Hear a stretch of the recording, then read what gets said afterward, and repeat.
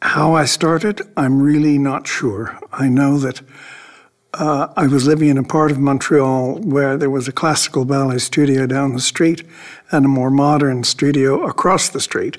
So I thought, well, I'll go and try.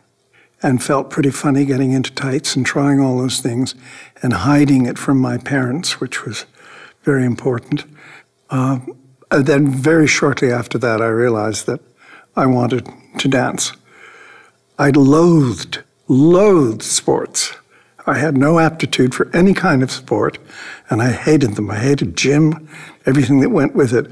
But I found myself hanging onto the bar and doing 32 double rond de jambes à côté and thinking my legs would fall off. That turned out to be the sport for me. That turned out to be something that attracted me right into dance.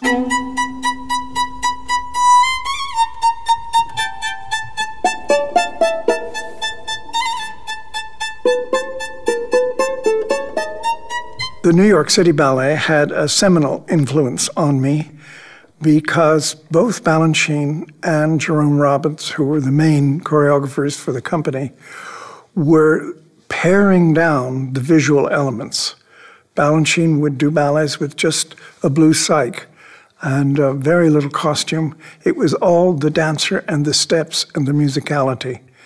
And I absolutely adored that kind of spareness that he was introducing. And I felt over and over again, now I must take a piece of Canadian music and see what I can do that is spare, but national.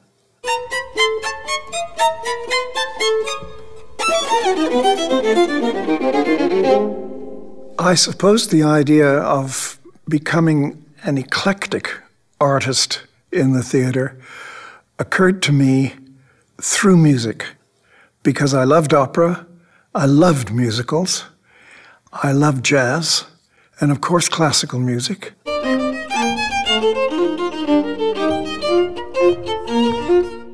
Sometimes there's a piece of music floating around in your head that you really want to choreograph to.